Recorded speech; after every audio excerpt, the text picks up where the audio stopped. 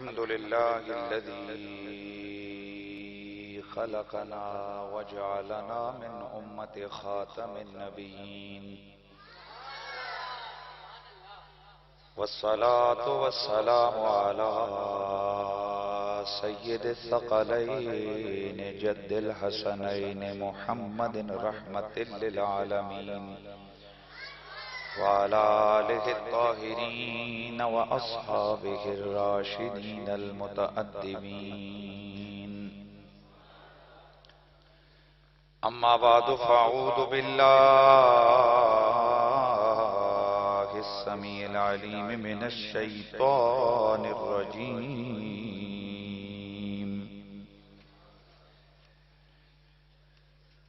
بسم الله الرحمن الرحيم.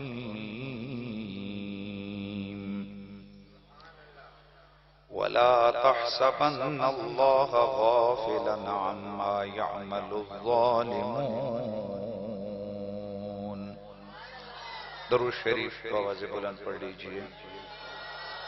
الصلاة والسلام عليك يا سيدي يا رسول الله وعلى آلك وأصحابك يا سيدي يا حبيب الله. پھر پڑھ لیجئے.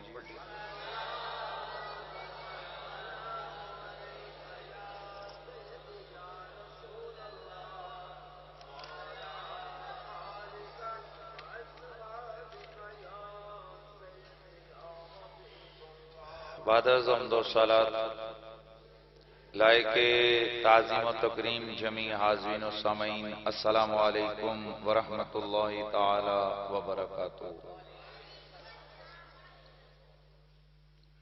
واقع کربلا مستند تاریخی حوالہ جات کو سامنے رکھتے ہوئے آپ احباب کے سامنے میں پیش کر رہا تھا، بیان کر رہا تھا. ہماری گفتگو یہاں تک پہنچی تھی کہ آل بیت اطہار کا یہ لٹا پٹا قافلہ یہ دربار یزید میں پہنچا. دربار یزید میں سب سے پہلے امام علی مقام امام حسین علیہ السلام کے سر انور کی توہین کی گئی.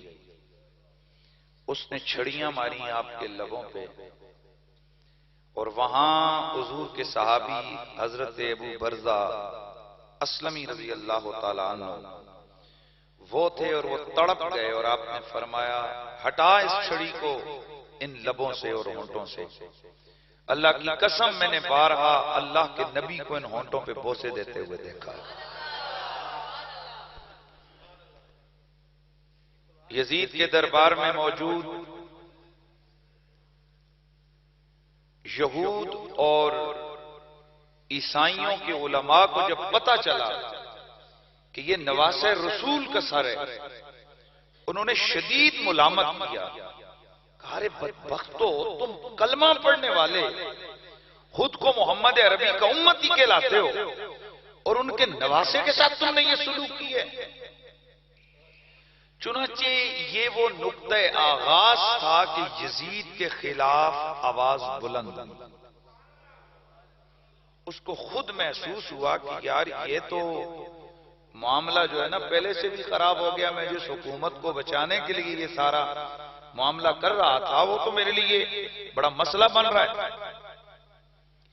ابتداً جب سر آقا حسین اور یہ لٹا پٹا قافلہ اس کے دربار میں پہنچا تو حالات یہ تھے کہ آل بیت اطہار کی خواتین کے ہاتھوں کو بھی زنجیروں سے جکڑا ہوا تھا. اور یہ مستند تاریخی واقعات ہیں. سیدہ سکینہ اور سکینہ بھی یہ لفظ پڑھا جاتا ہے، اور یہ جو سیدہ سکینہ ہیں ان کے حوالے سے ان کے نام میں اختلاف ہے.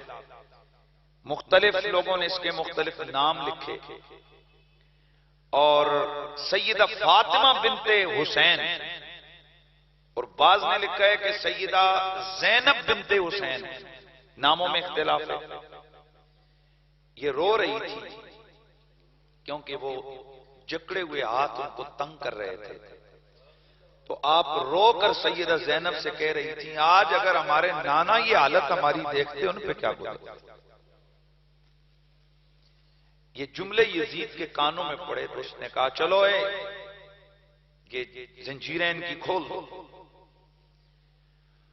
اور جس وقت سیدہ زینب نے وہاں للکار کے یزید کے اس بکواسات کا دندان شکن جواب دیا اور حضرت زین العابدین نے جب اس کو للکارا تو یہ کھسیانہ سو ہو کر کہ یار اب میں کیا کروں، اس نے حکم دیا کہ آل محمد کی ان عورتوں کو میرے حرم میں بھیج دو، یعنی اندر خواتین کے پاس بھیج دو.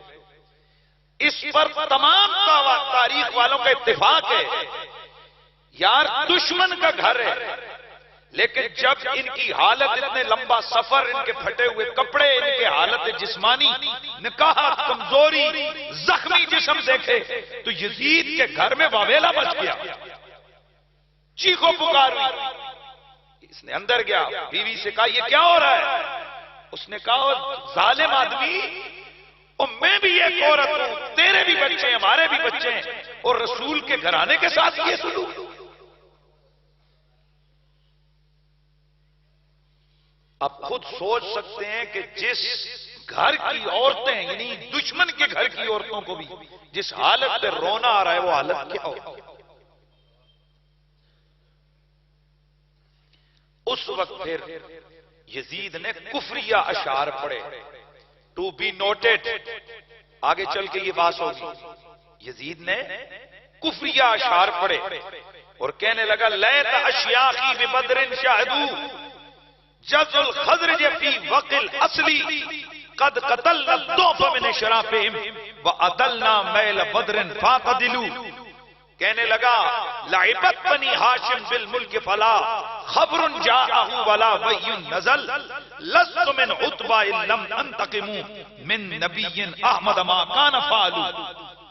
اور یہی وہ اس کے اشعار ہیں جس کی وجہ سے آئمہ نے، محدثین نے لکھا کہ یزید کافر تھا، اس لیے کہ اس نے وہاں فخر سے کہا آج بدر میں جو میرے دادے جو میرے نانے وغیرہ یہ جس کا عتبہ وغیرہ مارے گئے تھے، کہنے لگا آج اگر وہ ہوتے تو وہ دیکھتے کہ اگر میرے وہ بزرگ زندہ ہوتے تو وہ دیکھتے کہ بے شک میں نے ان سے دگنے بنو ہاشم کے سردار مارے ہیں اور میں نے ان کو قتل کر کے معاملہ برابر برابر کر دیا.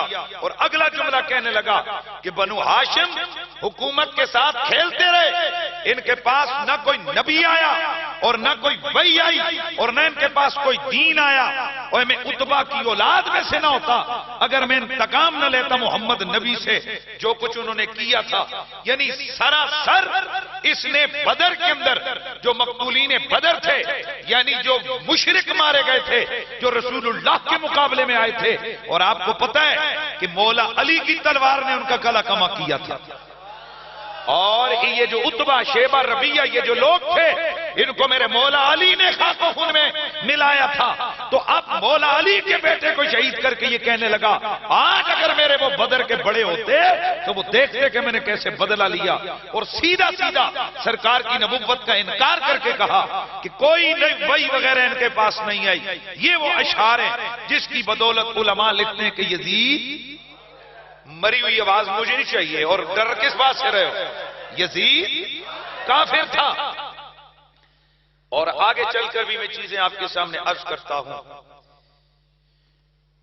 دربار یزید کا ایک واقعہ انسان کو ہلا کے رکھ دیتا ہے، اور واقعہ یہ کہ جب سرکار امام پاک کا سر انور یزید کے سامنے پیش ہوا تو سیدہ سکینہ جن کی عمر مبارک میں گو کے اختلاف ہے لیکن چھوٹی تھی، آپ اپنی ایڑیوں کے بل پنجوں پہ کھڑے ہو کر سرکار کے سر کو دیکھنے کی کوشش کر رہی تھی.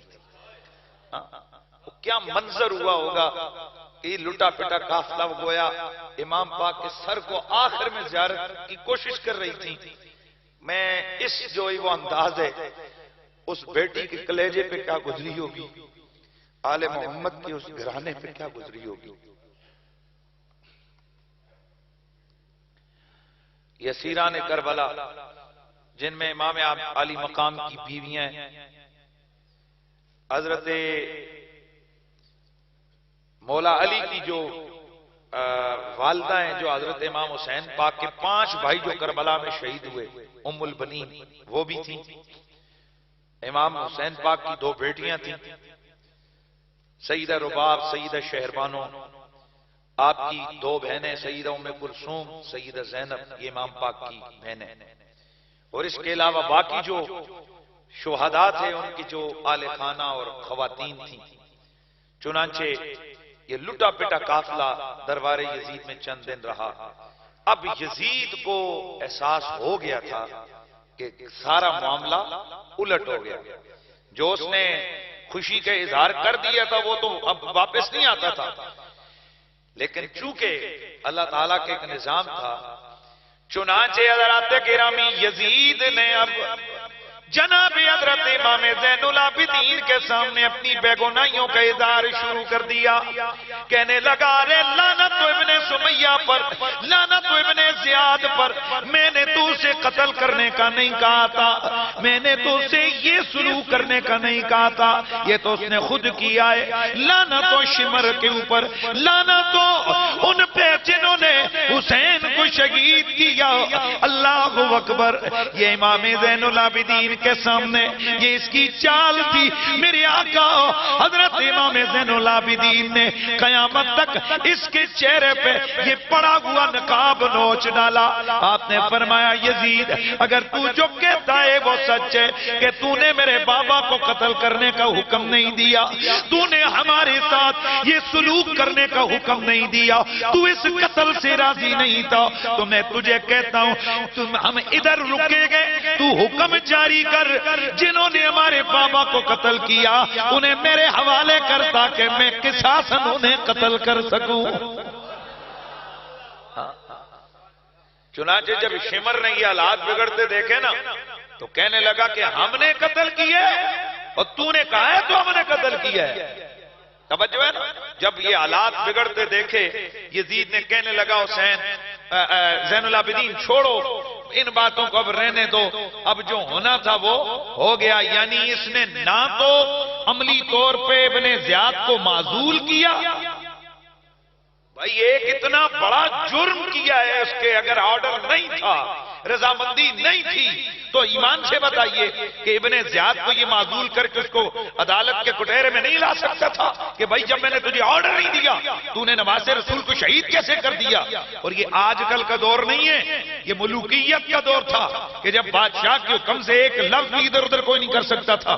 چنانچہ دنیا نے دیکھا نہ سنان بن انس کو کچھ کہا گیا، نہ شمر کو کچھ کہا گیا، نہ ہی ابن زیاد کو کچھ کہا گیا، نہ عمر بن سعد کو کچھ کہا گیا، بلکہ الٹا ان کو اعلیٰ حکومتی عہدوں پہ براجمان کر دیا گیا، جو اس بات کی بین اور واضح دلیل ہے۔ اس کا مطلب ہے یہ جو کچھ امام علی مقام اور آل بیت کے گھرانے پاک اس گھرانے کے ساتھ ہوا، یہ یزید کی عین رضا اور مرضی کے مطابق ہوا۔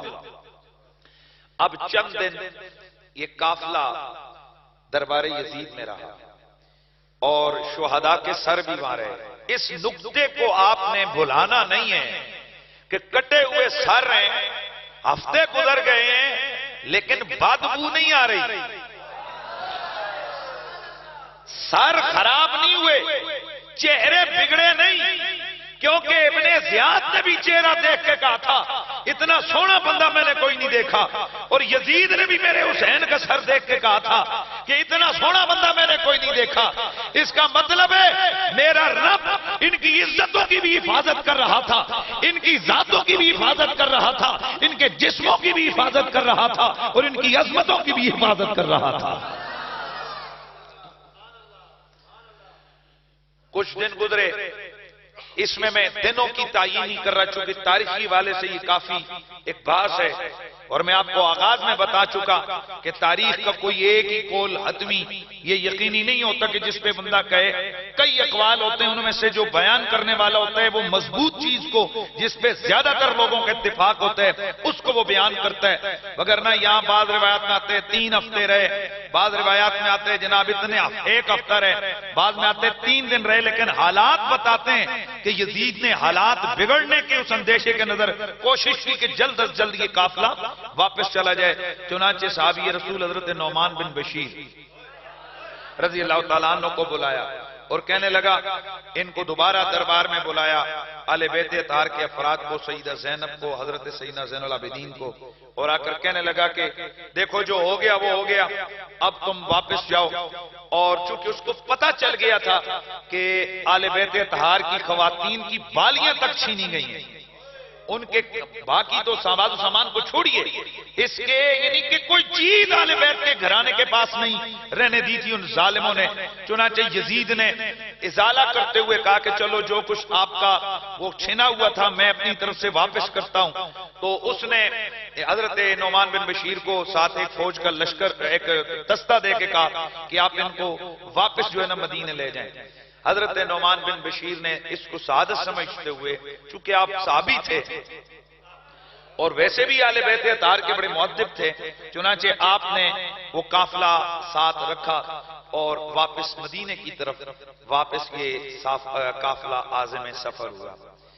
اب جب راستے میں پہنچے تو اہل بیت کے افراد نے کہا کہ نعمان، ہم چاہتے ہیں کہ ہم دوبارہ کربلا جائیں۔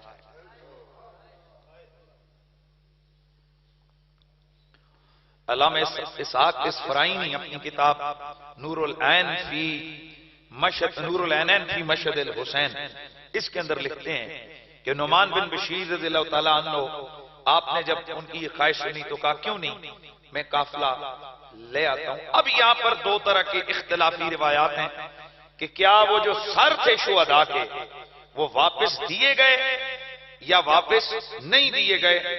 بات روایات میں ہے کہ نہیں، سر جو ہے نا وہ واپس نہیں دیے گئے، بلکہ امام علی مقام کے سر کو بڑا زمانہ بعد یزید کے ادھر ہی وہ اندر توشہ خانے میں رہا اور اس کے بعد جو ہے نا اس کو دفن کیا گیا۔ اور بعض روایات میں آتا ہے کہ نہیں، اس سر انور کو مدینے میں دفن کیا گیا، لیکن زیادہ تر روایات یہ ہیں کہ اہل بیت اور عقل بھی یہ کہتی ہے کہ بھائی کیا وہ سر چھوڑ کے آ گئے ہوں گے۔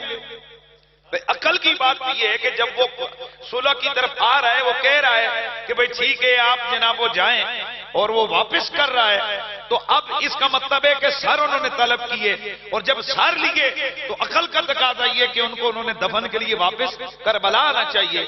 چنانچہ یہ قافلہ کربلا پہنچا، اور اس روایت کے مطابق یہی ہے کہ انہوں نے ان سروں کو، اجساد طیبات کو جو ہے نا وہ کربلا کے اندر اجساد کے سروں کو جو ہے نا اجساد طیبات کے ساتھ دوبارہ دفن کیا۔ واللہ تعالی عالم بالصواب۔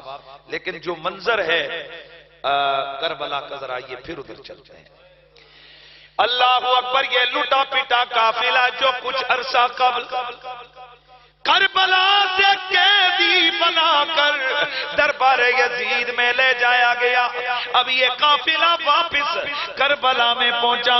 حضرت سیدہ زینب، حضرت امام زین العابدین اور دیگر جتنے بھی اہل بیت اطہار کی افراد تھے، ان پر کپ کپی طاری ہو گئی، ان پر غم کی کیفیت طاری ہو گئی۔ سیدہ زینب رو رو کر بتا رہی تھی کہ میرا حسین ادھر تھا، میرا خیمہ ادھر تھا، ہمارے فلاں شہید ادھر گرے گئے۔ چنانچہ وہاں اس قبیلے والوں نے جنہوں نے اہل بیت کے ان افراد کو دفن کیا تھا، انہوں نے جب بتایا کہ امام علی مقام کی قبر ادھر ہے، فلاں کی قبر ادھر ہے، تو حضرت سیدتنا زینب اور حضرت سیدنا امام زین العابدین حضرت امام علی مقام کی قبر پہ کتنی دیر وہاں پر رہے۔ رات یہ قافلہ ادھر رکا رہا۔ حضرت سیدہ زینب، آپ وہ کیا منظر تھا کہ اب ان چیزوں کو یاد کر کے آپ رو رہی تھی۔ بولی زینب یہ تربت پہ آ کر کربلا سے میں جاتی ہوں بھائی، کربلا سے میں جاتی ہوں بھائی، ہجر میں تیرے ہوں سخت مضطر، کربلا سے میں جاتی ہوں بھائی۔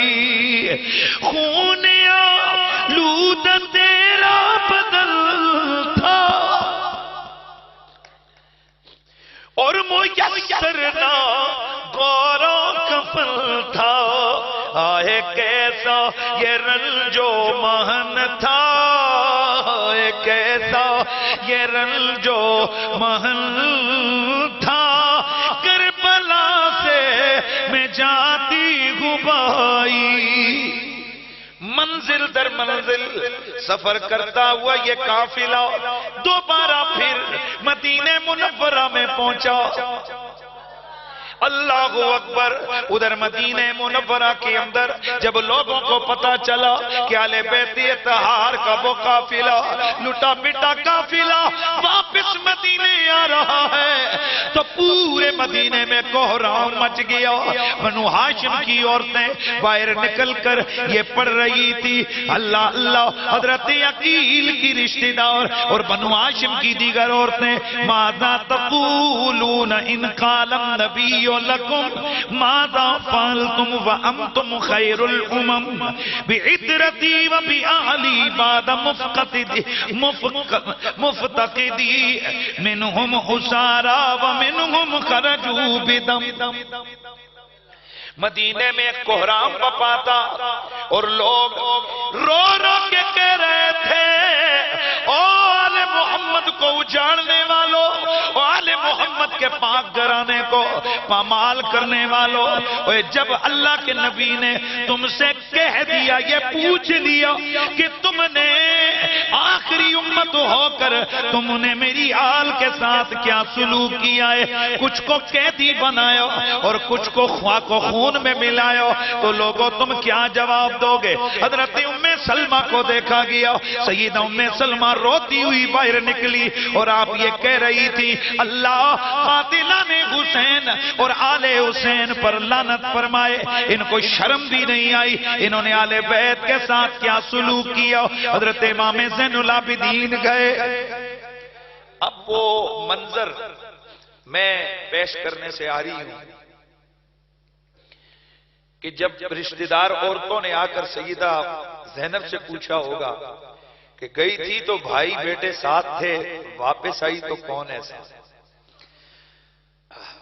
سیدہ سکینہ سے بھی پوچھا ہوگا، سیدہ فاطمہ بنت حسین سے، اور آپ کو پتہ ہے کہ یہ جرنل سی بات ہے کہ جب چلے تھے گھر میں تو لال تھے، بھائی تھے، بھانجے تھے، بھتیجے تھے، اب آئے ہو تو کہاں چھوڑ کے آ گئے ہو؟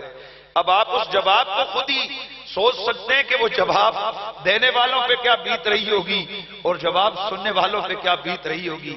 لیکن آئیے میں آپ کو کربلا کے بعد جو سب سے جس کو کہتے ہیں پریشان کن لمحہ اور ایک ایسا دل کو چیرنے اور زخمی کرنے والا یہ واقعہ ہے کہ جس کو میں بڑا مشکل سے ہی آپ کے سامنے پیش کر رہا ہوں۔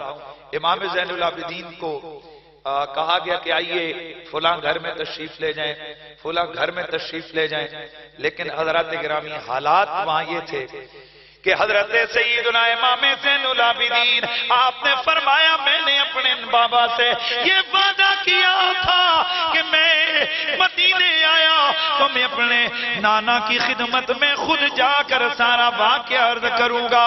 اب حضرت زین العابدین آگے پورے مدینے والے ان کے پیچھے پیچھے، جب یہ گئے سیدھے سرکار کی بارگاہ میں پہنچے، وہاں سلام کیا، یا رحمت للعالمین ادرک لزین العابدین، یا رحمت للعالمین۔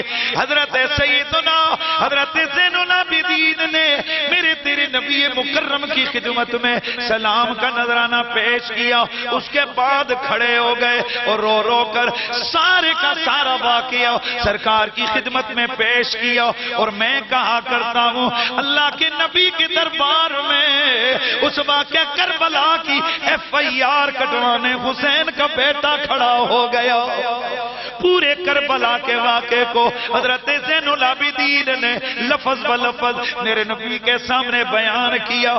یا رسول اللہ ہم یوں گھروں سے نکالے گئے, یا نبی اللہ یوں کربلا میں ہمارا راستہ روکا گیا, یوں 3 دن ہمیں بھوکا پیاسا رکھا گیا, اور یوں میرے بھائی علی اکبر کو شہید کیا گیا, یوں میرے علی اصغر کے, میرے ننھے بھائی اصغر کے, میرے چھوٹے بھائی اصغر کے حلق میں تیر پہ وس کیا گیا, یوں انہوں محمد کی لاشوں پہ گھوڑے دوڑے,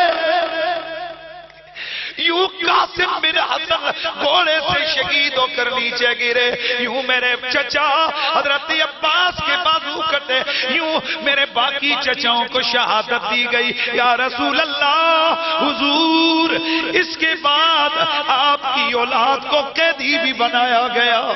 اللہ اللہ, حضرت زین العابدین نے حضور کے دربار میں اپنے اس پھٹے کٹے جسم کے زخم دکھائے. یا رسول اللہ اگر آپ سامنے ہو تو اپنے بیٹے کے یہ حال دیکھیے, آپ کی حال کے ساتھ جو سلوک کیا گیا ہے. نانا جی یا نبی اللہ آپ وہ دیکھ لیجئے. اللہ اللہ میرے نبی کی خدمت میں یہ پوری FIR درج ہوئی. یا رسول اللہ دربار ابن زیاد میں ہمارے ساتھ یہ بدسلوکی ہوئی, ہمیں ننگی پیٹوں پہ بٹھا کر اتنا لمبا سفر ننگی اونٹوں کی پیٹوں پہ سوار کر کے اتنا لمبا سفر کرایا گیا. یا نبی اللہ دربار یزید میں ہمیں یوں ستایا گیا, ہمیں یوں بھوکا پیاسا رکھا گیا. پورا واقعہ امام حضرت زین العابدین نے سنایا. میرے نبی مکرم رحمت کونین کے مدینے میں اب حالت کیا ہے. حضرت عبد الملک بن ابی الحارث السلمی رضی اللہ تعالیٰ عنہ آپ فرماتے ہیں فلم اسمع واللہ واعیتا قط مثل واعیت نساء بنی ہاشم فی دورہن علی الحسین. اللہ کی قسم مدینے کے اندر ہم نے زندگی گزاری, لیکن جتنا آج مدینے میں غم بپا تھا, جتنا لوگ رو رہے تھے, جتنے آنسو بہ رہے تھے, ہم نے پوری زندگی اتنا دکھ کبھی نہیں دیکھا ہے.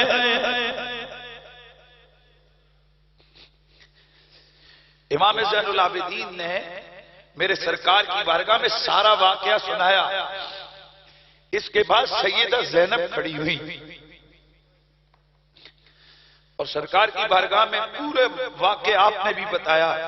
تو مجھے کہنے دو نا, یہ FIR درج ہوئی ہے سرکار کے دربار میں, یہ قتل حسین کی اور واقع عائلہ سانے عائلہ کربلا کی FIR درج ہوئی ہے. اور چونکہ میرا نبی قیامت کے دن ان خود شہیدوں کا اور ان مظلوموں کا مقدمہ لڑیں گے, اور مال مقدمہ کے طور پر میرے نبی نے خون تو شہیدوں کا خود اسی دن جمع کیا ہوا تھا.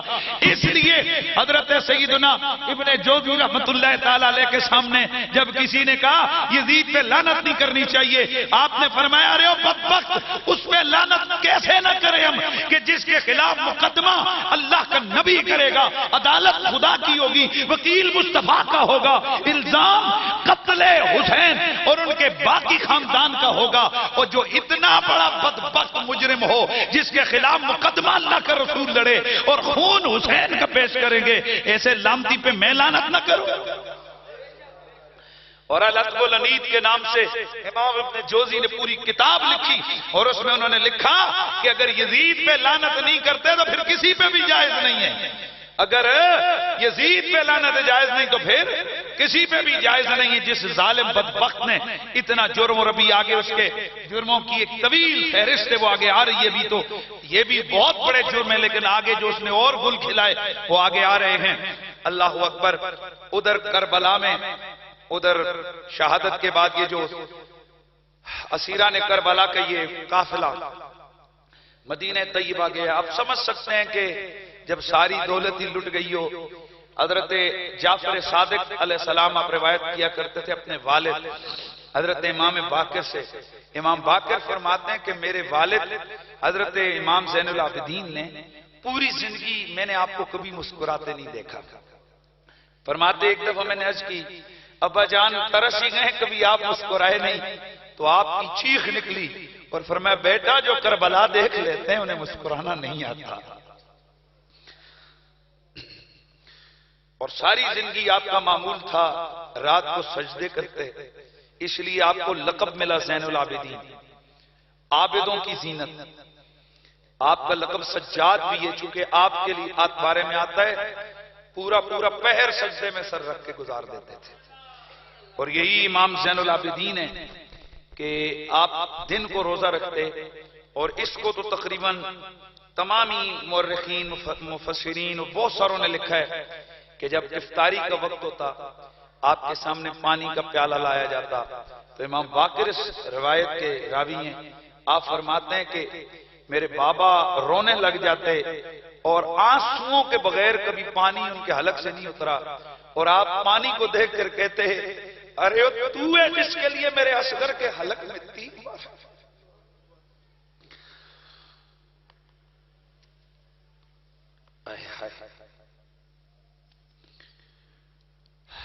کربلا میں بہت ظلم ہوئے حضرات.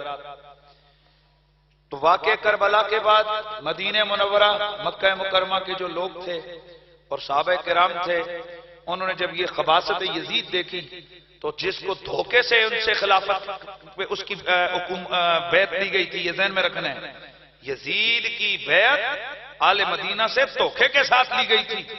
تو پھر بھی آل مدینہ نے چونکہ ایک روایت تھی تو اس کے حوالے سے، لیکن حضرت سیدنا عبداللہ بن حنظلہ رضی اللہ تعالیٰ عنہ صحابی رسول آپ فرماتے ہیں واللہ ما خرجنا علی یزید حتی خذنا نرمی بالحجار من السماء انہو رجل ینکہ امہات الاولاد والبنات والاخوات ویشرب الخمر وید الصلاة، کہ حضرت عبداللہ بن حنظلہ رضی اللہ تعالیٰ عنہ یہ وہ حضرت حنظلہ ہیں، ان کا بیٹا یہ عبداللہ بن حنظلہ کہ جن کی لاش فرشتے آسمان پر اٹھا کر لے گئے تھے، اور فرشتوں نے جن کو غسل دیا تھا یہ ان کے بیٹے ہیں. آپ فرماتے ہیں اس وقت ہم نے یزید کی بیعت کا قلادہ اٹھا کر پھینکا اور ہم نے اس کی بیعت کو توڑا اور اس کے خلاف خروج کیا جب ہمیں یہ ڈر لگا کہ اب آسمان سے ہم پہ پتھر برسیں گے، کیونکہ یہ ایسا آدمی تھا جو بہنوں بیٹیوں اور ماؤں سے شادیوں اور نکاح کرتا تھا، شرابیں پیتا تھا اور نماز کو ترک کرتا تھا، اور بہنوں بیٹیوں کی تمیز اس نے ختم کر دی تھی.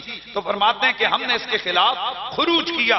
اہل مدینہ نے حضرت عبداللہ بن حنظلہ جن کے سربراہ تھے انہوں نے اپنی جوتی اٹھائی اور فرمایا کہ یہ ہے یزید کی بیعت.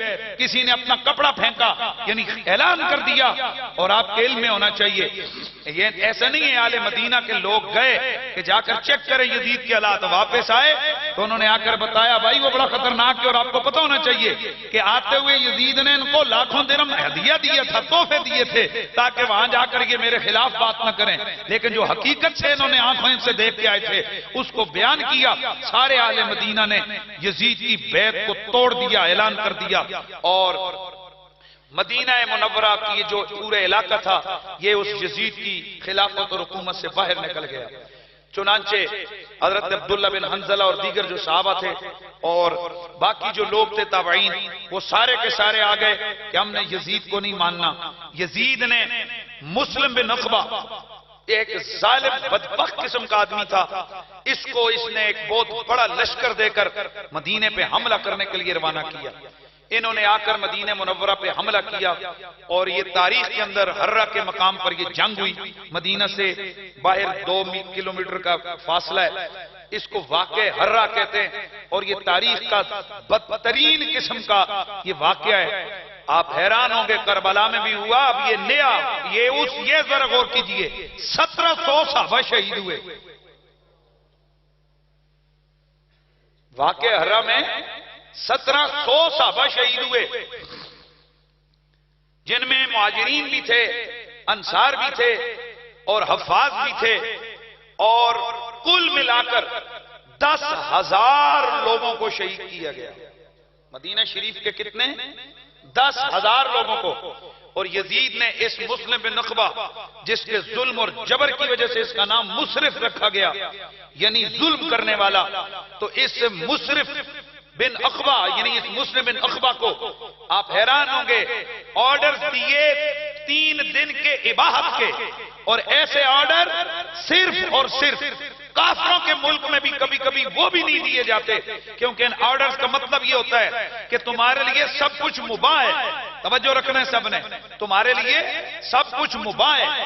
چنانچہ انہوں نے 10,000 لوگوں کو شہید کیا، تو چونکہ شہر ان کے لیے مباح ہو چکا تھا، لہذا انہوں نے جو معاذ اللہ صحابہ کی ازواج، ان کی بیٹیاں اور مدینے کی باقی جو معصوم عورتیں تھیں، ان کے ساتھ زیادتیاں کی، جس کی وجہ سے محدث دہلوی لکھتے ہیں 1100 ناجائز بچے پیدا ہوئے۔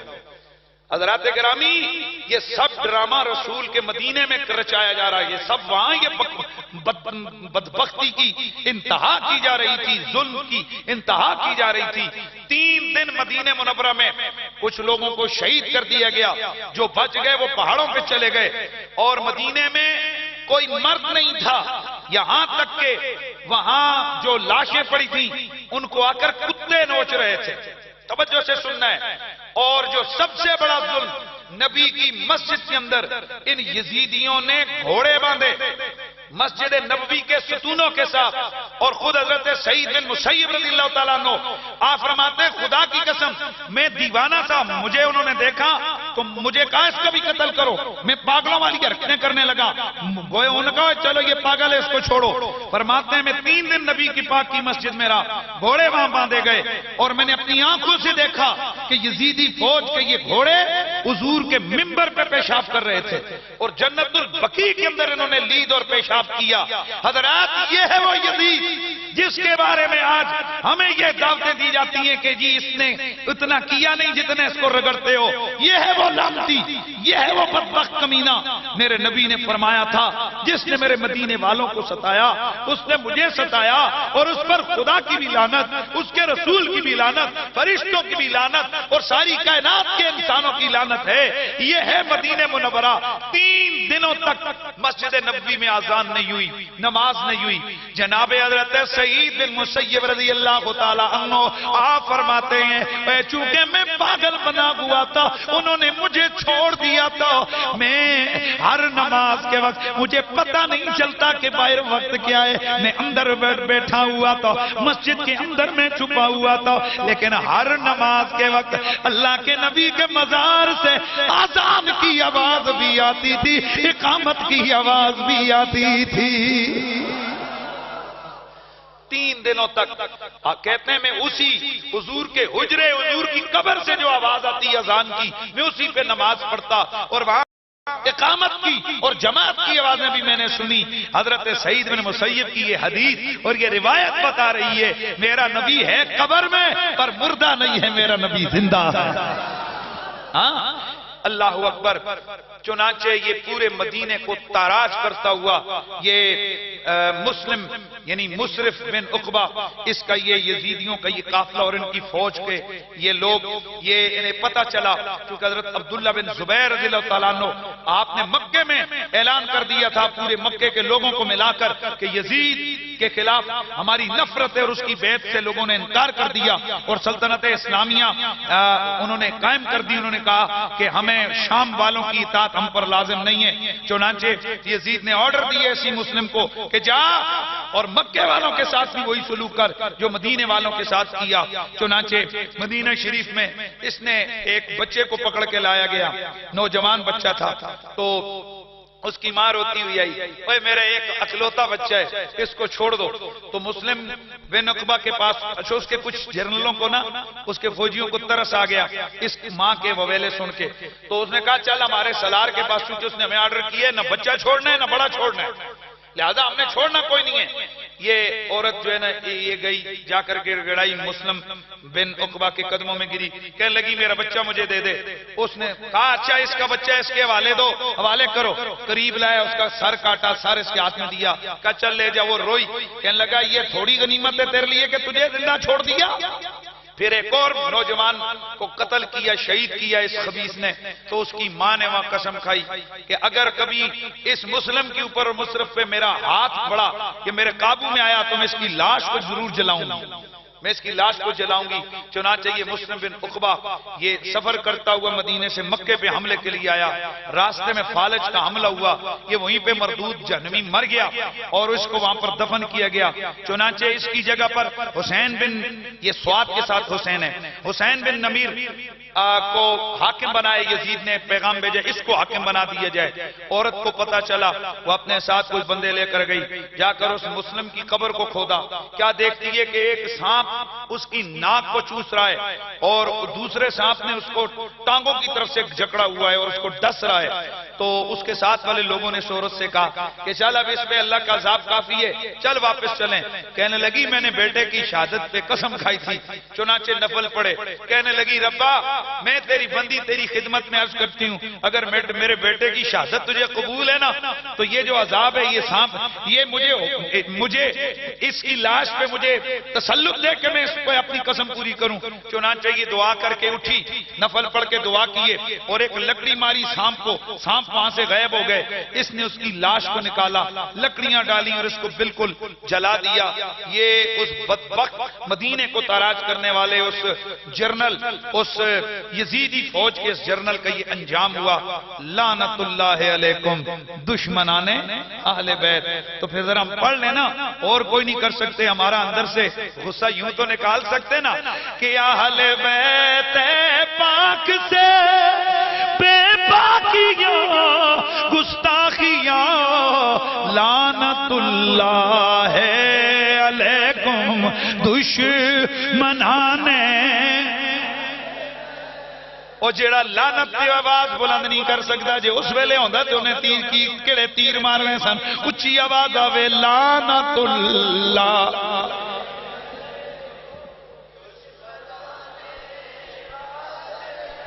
آل بیت پاک سے بے باکیاں گستاخیاں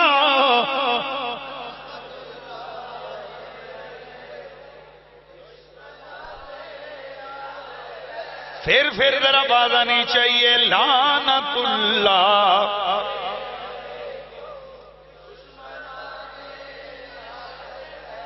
صحابی رسول حضرت عبداللہ بن زبیر رضی اللہ تعالیٰ عنہ، آپ مکہ مکرمہ میں بیعت لے چکے تھے لوگوں سے، یزید کے خلاف ایک بڑا ماز بنا لیا۔ چنانچہ یہ حسین بن نمیر یہ کیا جا کہ اس نے مکہ مکرمہ کا محاصرہ کر لیا۔ 64 دن تک محاصرہ رہا، منجنیقوں کے ساتھ سنگ باری کی گئی حرم شریف پر، جس سے کعبے کی دیواریں ہل گئی، وہاں پر آگ لگ گئی، کعبے کی چھت جل گئی۔ کعبے کی چھت پہ لٹکے ہوئے حضرت سیدنا حضرت اسماعیل علیہ السلام کا وہ جو دمبا جو قربان ہوا تھا، اس مینڈے کے سینگ تھے وہ بھی جل گئے، سارے کعبے کا غلاف بھی جل گیا، کعبے کے اندر آگ لگ گئی۔ اللہ اکبر۔ حرم مکی کے اوپر ادھر حملہ ہوا، ادھر اللہ نے یزید کو پکڑ میں لے لیا، اس کے پیٹ میں کولنج کا درد اٹھا، اور ایک روایت میں آتا ہے یہ بندروں کا شوقین تھا، یہ اپنی بیوی کے ساتھ بیٹھا ہوا ایک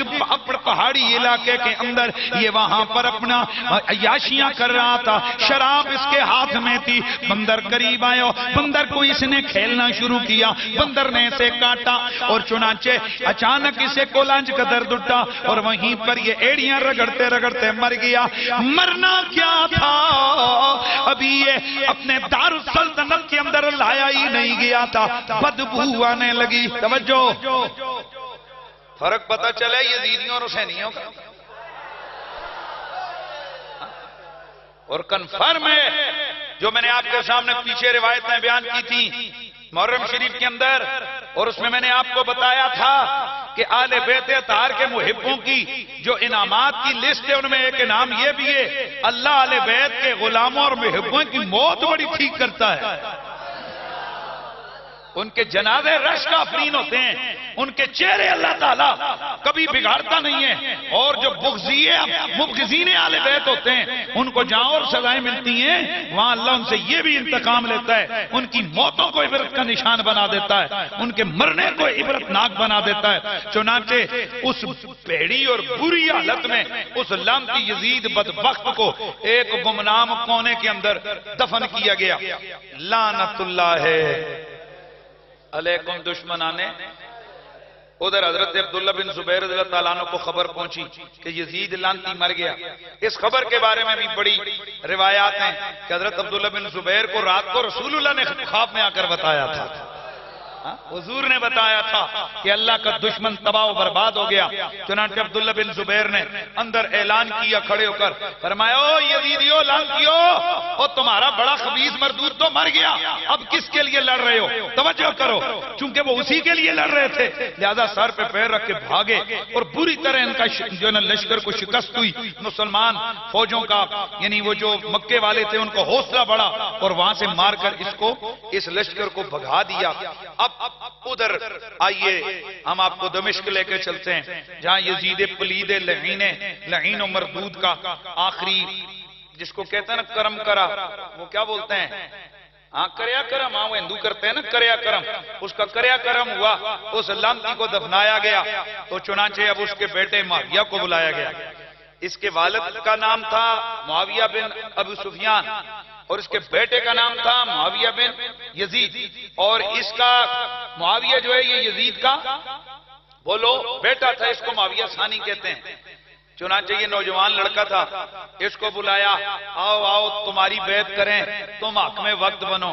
اس نے کہا ٹھیک ہے. یہ دمشق کی مرکزی مسجد میں جمع ہوا، لوگ آئے ہم تیری بیعت کرتے ہیں. کہا رکھو اپنے پاس بیعتیں اپنی.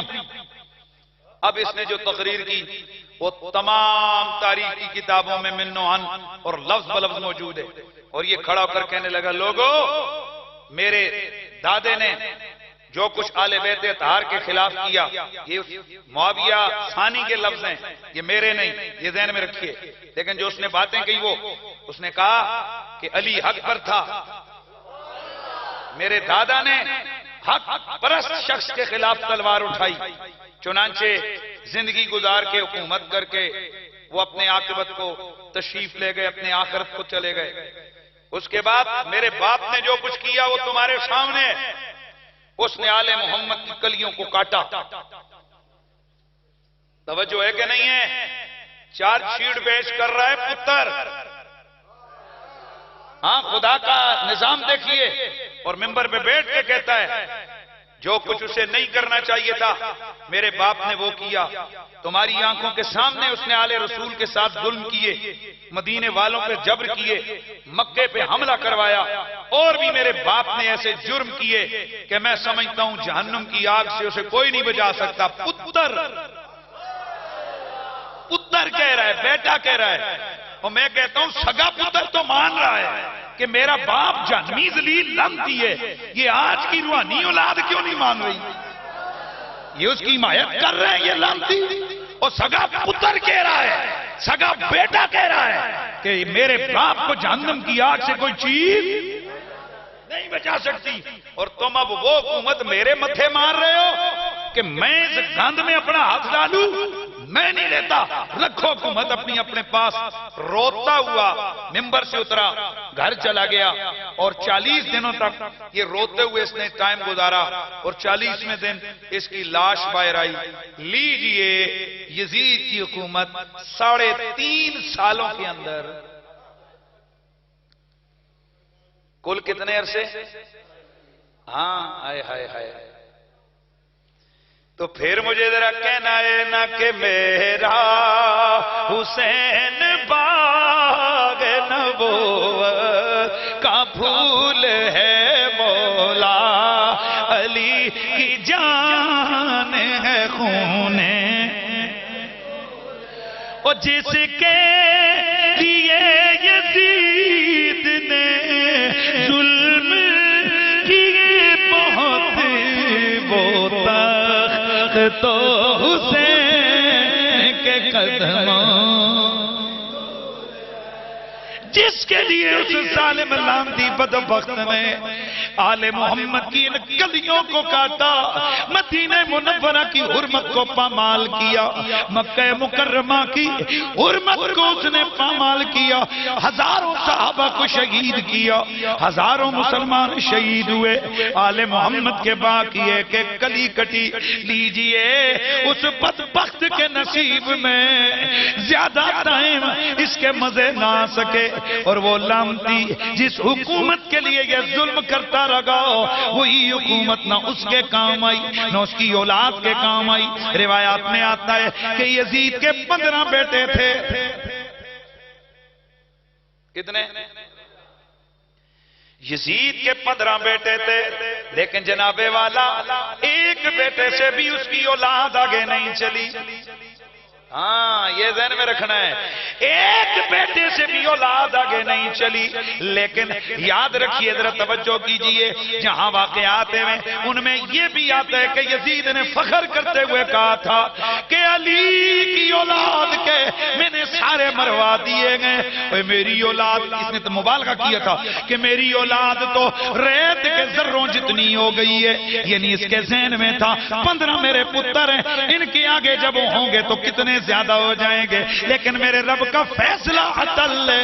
ان شانئک هو الابتر، میرے محبوبہ جو تیرا دشمن ہوگا وہ بے نام و نشان رہے گا، وہ ابتر مرے گا، وہ ابتر مرے گا. میرے آقا حسین کا ایک لخت جگر، میرے آقا حسین کا ایک بیٹا حضرت زین العابدین زندہ رہے اور 2 بیٹیاں فاطمہ و سکینہ زندہ رہیں. آج لوگوں دنیا کے کونے کونے میں جاؤ تمہیں سید ملیں گے، تمہیں سید ملیں گے، اور میرے رب کے انعام کا یہ رنگ تمہیں نظر آئے گا کہ آل یزید کا نام و نشان بھی نہیں ہے. آل رسول سے زمانہ مہک رہا ہے.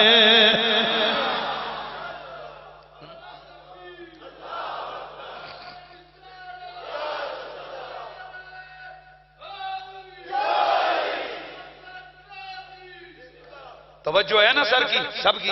اس کا مطلب ہے جو ظلم کی بنیادوں پہ اپنی حکومتیں کھڑی کرتے ہیں ان کا انجام بڑا برا ہوا کرتا ہے. حضرات گرامی ایک بات ذہن میں رکھیے، آج بھی آپ کے سامنے ایک چیز آپ کے اور میرے سب کے دماغوں میں کھٹک رہی ہے کہ ایک ظلم اس ہمارے اسی صدی کے اسی سال میں رچایا گیا، اور وہاں بھی حکمرانوں نے اپنی حکومتوں کو سمجھا کہ یہ دائمی ہیں. انشاءاللہ وہاں حسین کا مسئلہ تھا، یہاں ممتاز حسین کا مسئلہ ہے. اور آپ دیکھیں گے اس فقیر کے یہ جملے آپ کے سامنے ہیں. اللہ تعالیٰ جو اس طرح کے حاکم ہوتے ہیں نا، اللہ ان کی عاقبتیں بڑی ذلیل کیا کرتا ہے. ابھی انتظار کیجئے، کچھ تو آپ نے دیکھ لیا اور کچھ نظر آنے والا ہے. انشاءاللہ نظر آئے گا کہ جو میرے ممتاز حسین کے قاتل ہیں اللہ ان کو بھی اپنی پکڑ میں ضرور لے گا. تو خیر میں بات کر رہا تھا کہ یزید لعنتی بدبخت ایڑیاں رگڑ رگڑ کے بدبو کے بھبھوکے چھوڑتا ہوا کیا ہو گیا؟ بولو، واصلے جہنم ہو گیا.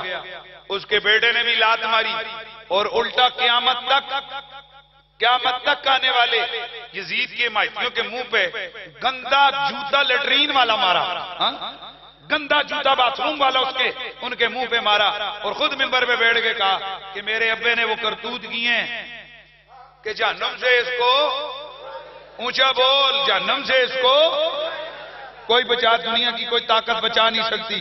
میں اس گند میں نہیں پڑھنا چاہتا، میں اپنے اللہ سے معافی مانگتا ہوں تمہاری اس کو. اللہ اکبر. انتقام تو شروع ہو گیا تھا، توجہ ہے نا، انتقام قدرت شروع ہو گیا تھا. یہ پہلا بدبخت لعنتی جس نے حضرت امام علی مقام امام حسین علیہ السلام کو شہید کیا، یعنی سب سے بڑا لعنتی، وہ اپنی بری اور بھیڑی موت مر گیا. باقیوں کا معاملات کیا ہوئے اور یزید کے حوالے سے انشاءاللہ اگلا جمعۃ المبارک میں نے کمپلیٹلی اس کو فائنل کر دینا ہے.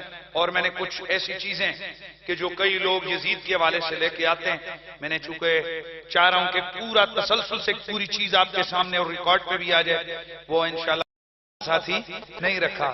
اللہ تعالیٰ نے ہمیں حسینی بنایا ہے، اللہ نے ہمیں، بولیے اللہ نے ہمیں.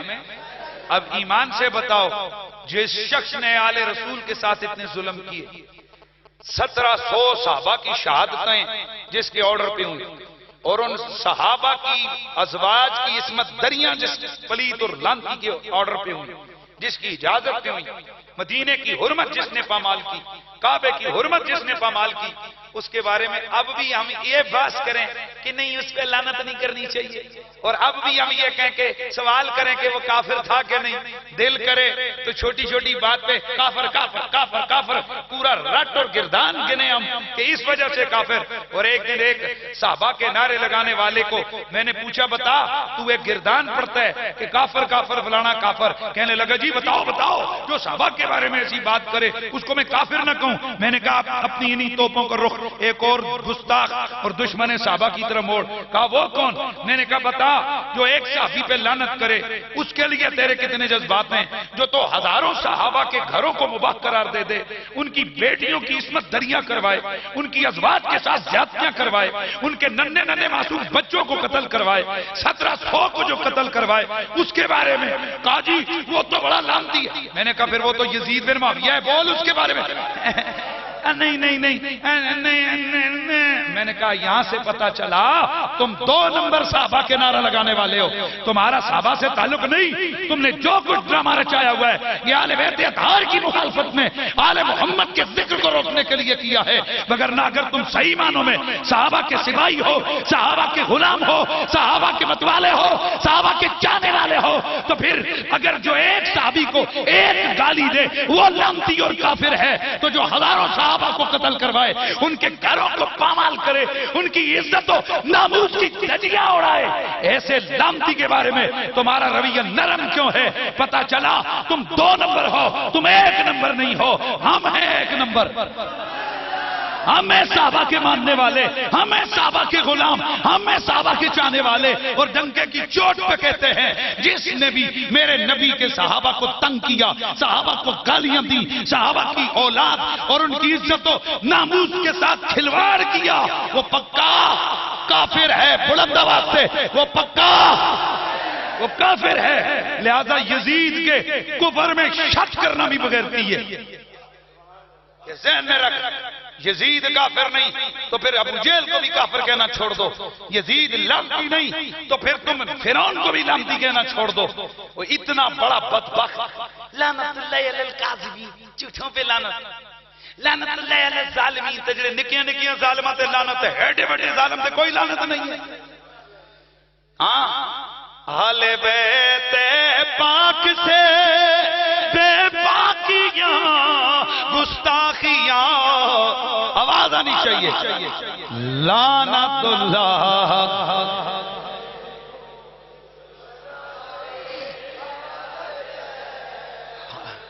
ویسے اپنا اپنے جذبات ہیں، میں تو سچی بات کرتا ہوں، اگر ہمارے پاس محراب و ممبر نہ ہو اور یہاں ہم اپنا یہ غصہ نہ نکال سکتے ہو تو پتہ نہیں ہماری ذہنی کیفیت کیا ہو جائے۔ ہاں اگر آپ کو یہ لعنتی کمینے بدبخت خبیث الفطرت اور ذلیل اور خسیس قسم کے آدمی سے نفرت ہے، اب ہمارے سامنے تو ہے نہیں، وہ تو میں آگے انجام بتاؤں گا اس کی قبر کے ساتھ کیا کیا گیا اور اس کی قبر کے اندر سے نکلا کیا، وہ تو سارا اگلا جمعہ انشاءاللہ قاتلانے آل محمد کا انجام ایک ایک کر کے آپ کے سامنے بتائیں گے۔ ذرا دل تو ٹھنڈا کریں گے نا عاشقوں کا، دل ٹھنڈا کریں گے ہم کہ ان کے ساتھ پھر کیا ہوا، ان کے ساتھ کیا کیا سلوک ہوتے رہے، وہ انشاءاللہ اگلا جمعہ میں نے پورا بیان کرنے، پر اپنا غصہ بھی ہم تو نکالے نا۔ لعنت اللہ۔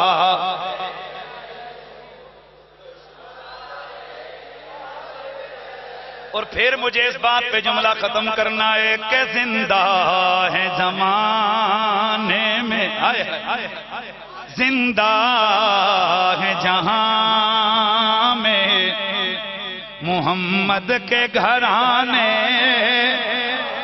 والے، واقف ہے اس راز سے سارے زمانے والے، زندہ ہے جہاں میں محمد کے مٹ گئے مٹتے ہیں مٹ جائیں گے آخر، مٹ گئے مٹتے ہیں مٹ جائیں گے واللہ میرے حسین تیرا نام، اوے آواز لگاؤ ذرا بلند آواز سے، میرے حسین تیرا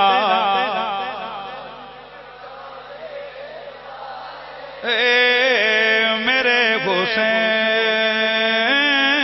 میرے حسین تیرا نام. اللہ تعالیٰ آپ سب کو اور ہم سب کو اپنے حفظ و امان میں رکھے اور اللہ پاک زندگی موت قبر قیامت آل رسول کے ساتھ ہماری رکھے. وآخر دعوانا